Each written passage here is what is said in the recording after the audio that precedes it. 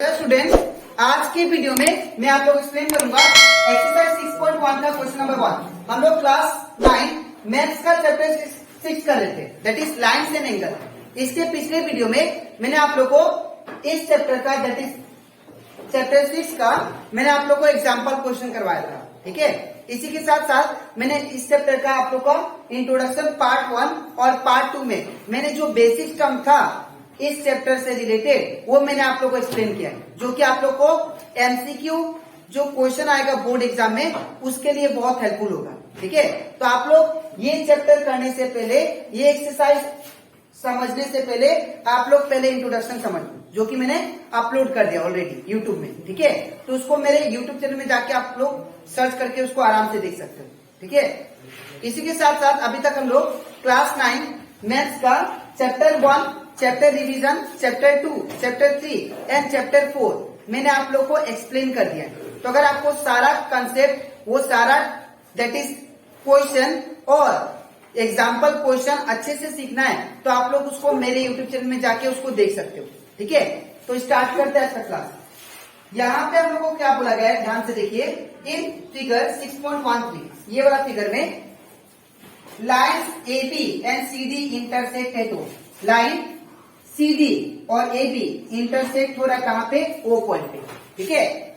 AB और CD कहां पे लाई कर रहा है, O पॉइंट पे कट रहे हैं, दैट इज, ठीक है। और यहाँ पे इफ एंगल AOC, अगर एंगल AOC ये वाला एंगल, ये वाला, ठीक है, और एंगल BOE ये वाला एंगल, अगर दोनों मिला के, ये दोनों एंगल मिला के अगर 70 डिग्री होता है तो नेक्स्ट एंगल BOD कितना है, 40 डिग्री। तो यहाँ पे BOD कितना, ये 40 डिग्री है, ठीक है।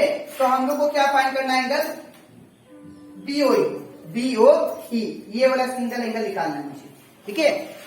याद रखिएगा ये दोनों एंगल मिला के आपको 70 दिया है, ठीक है। और ये वाला एंगल जो दिया है कितना दिया है, 40 डिग्री, ठीक है। और हमें क्या फाइंड करना है, ये वाला एंगल, ठीक है। इसके बाद हम लोग को साथ ही साथ हम लोग को रिफ्लेक्स एंगल COE निकालना है, ठीक है। तो COE कौन सा है, यहाँ पे COE, इसका क्या फाइंड करना है, रिफ्लेक्स एंगल, रिफ्लेक्स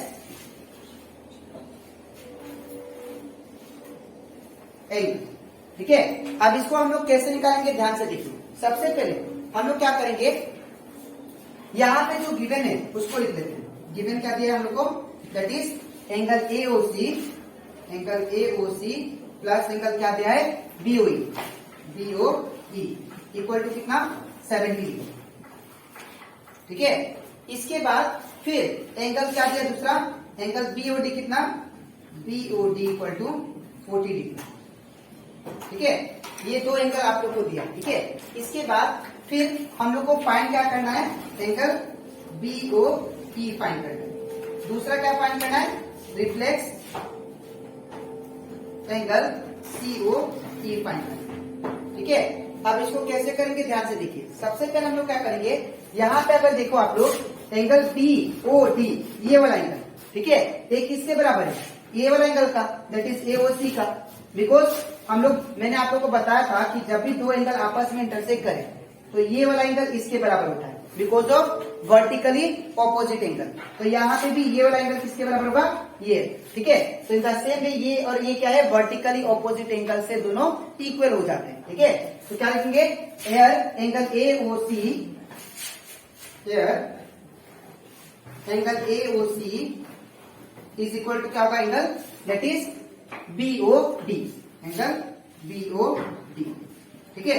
तो यहाँ पे रीजन लिख दीजिएगा आप लोग, वर्टिकली ऑपोजिट एंगल,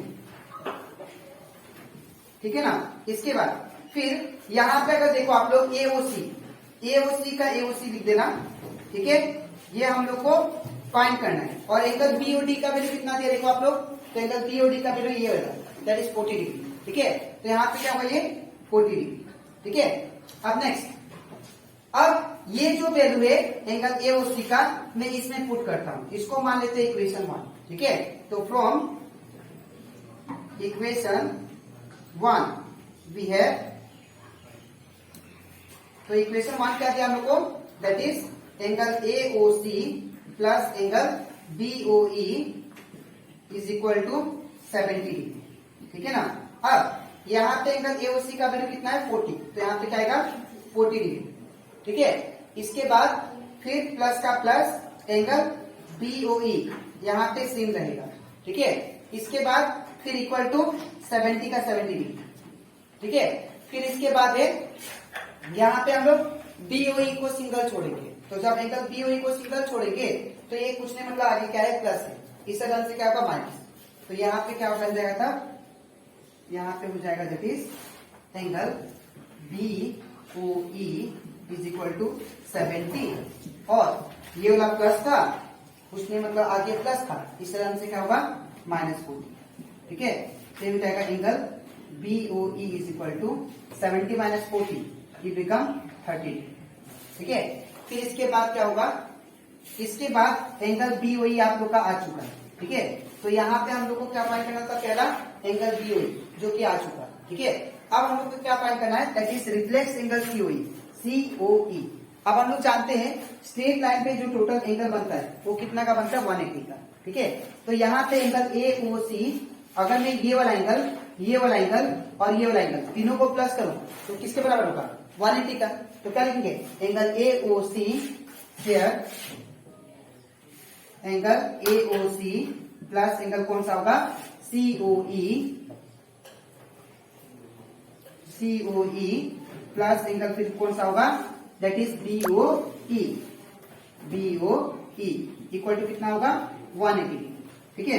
अब यहाँ पे क्या लिखेंगे एंगल AOC का वैल्यू कितना देखिए आप लोग 40 डिग्री, तो इन प्लेस ऑफ AOC क्या पुट करेंगे 40 डिग्री प्लस एंगल COE कितना है देखिए आप लोग, तो यहाँ पे एंगल COE का वैल्यू हम लोग को नहीं दिया है, हम लोग को फाइंड करना होगा। ठीक है।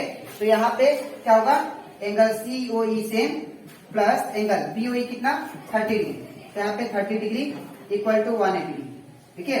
अब इसको प्लस कर लेते हैं। ठीक है। तो इन दोनों को प्लस करेंगे तो क्या आएगा 40 degree plus 30 it become 70 degree plus angle COE equal to 180 degree. ठीक है।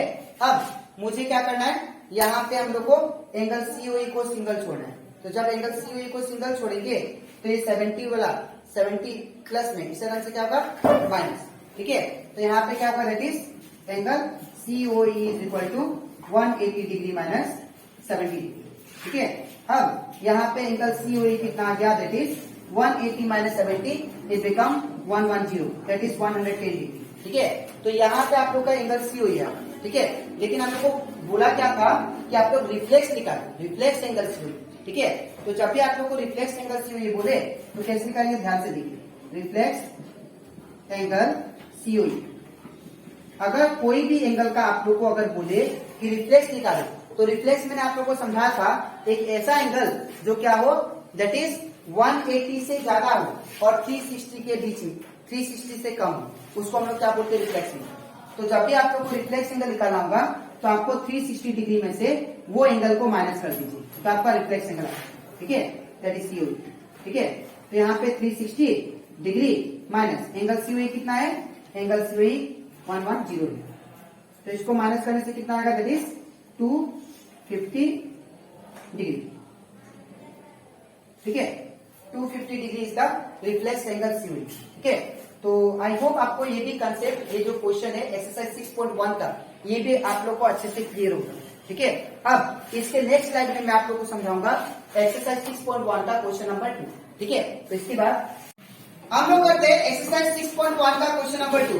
इसमें हम लोग को बोला गया है इन फिगर 6.14 ये वाला फिगर में यहाँ पे XY और MN ये दोनों लाइन कहाँ पे इंटरसेक्ट करे, O पॉइंट पे। ठीक है। तो ये हो गया XY और MN लाइन ये दोनों एक पॉइंट पे इंटरसेक्ट करे जिसका पॉइंट है दैट इज O। ठीक है।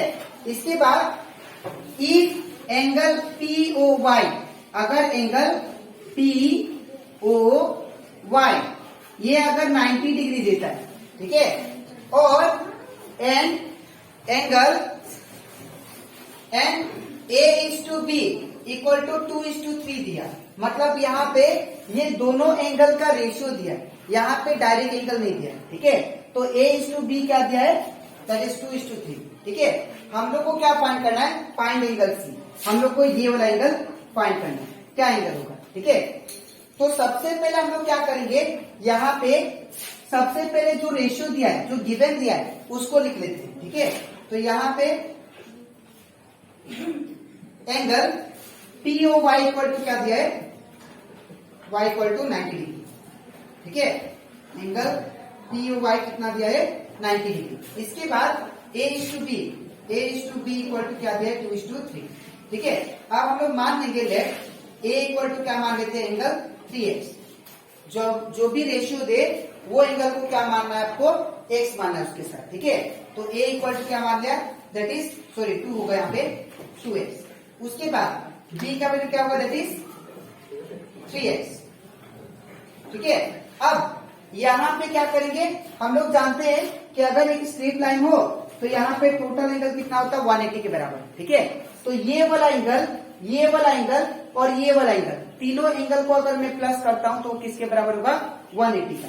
तो लिखेंगे यहाँ पे therefore angle A plus B या B प्लस A प्लस ये वाला angle that is POY, angle POY equal to किसके बराबर होगा, 180। इसके बाद B का वैल्यू कितना दिया, 3x, तो यहाँ पे क्या होगा 3x प्लस A का वैल्यू कितना दिया, 2x, तो यहाँ पे 2x प्लस एंगल POY का वैल्यू कितना, 90, तो यहाँ पे 90 डिग्री इक्वल टू 180। अब इसके बाद सबसे पहला स्टेप क्या करना है, x को सिंगल छोड़ना है, लेकिन इसको पहले प्लस कर लेते हैं। तो 3x plus 2x it become 5x। ठीक है, और ये जो प्लस 90 डिग्री था इसको मैं इस साइड भेज दिया। ठीक है, तो प्लस 90 ये वाला इस साइड से क्या होगा, माइनस 90। ठीक है, तो 180 डिग्री माइनस 90 डिग्री, तो यहाँ पे क्या होगा, 5x इज इक्वल टू 180 में से 90 क्या, तो 90 डिग्री। ठीक है, अब क्या करना है आपको, x को सिंगल छोड़ना है। तो जब x को सिंगल छोड़ेंगे तो यहाँ पे 5 जो है मल्टीप्लाई में ये नीचे जाके डिवाइड हो जाएगा। ठीक है, तो यहाँ पे क्या होगा, x equal to 90 degree by 5। ठीक है, तो यहाँ पे 5 1 जा 5, इसको अगर डिवाइड करें तो 5 1 जा 5 एंड 3 यहाँ पे फिर 4 बचा, तो 5 8 जा 14, तो रिजल्ट कितना आया, x का वैल्यू दैट इज 18 डिग्री। ठीक है, अब ये जो 18 डिग्री आया इसको हम लोग A और B में पुट करेंगे, या हम लोग दैट इज इसको हम लोग दैट इज A में पुट करते हैं। ठीक है, तो अगर मैं A में पुट करूं यहाँ पे, ठीक है, तो यहाँ पे क्या आएगा, angle A that is therefore A equal to 2x है और A इक्वल टू 2 का 2 कुछ नहीं मतलब इंटू x का वैल्यू कितना है, 18, तो यहाँ पे 18 होगा। ठीक है, तो A इक्वल टू कितना होगा, 18 टू जा 36। ठीक है, तो ये आपका 36 डिग्री है। लेकिन और एक बात है, यहाँ पे मुझे कौन सा एंगल फाइंड करना है, ये वाला एंगल। ठीक है, तो ये वाला एंगल कैसे आएगा, देखिए आप लोग, ये और ये दोनों क्या है, वर्टिकली ऑपोजिट एंगल है। ठीक है, तो ये वाला एंगल और ये वाला दोनों आपस में क्या होंगे, इक्वल होंगे। ठीक है, जिसको बोलते हैं वर्टिकली ऑपोजिट एंगल। ठीक है, तो हम लोग क्या लिख सकते हैं, A plus angle POY is equal to क्या होगा, ये C एंगल के बराबर होगा। ठीक है ना, तो देयरफॉर क्या लिखेंगे, that is C is equal to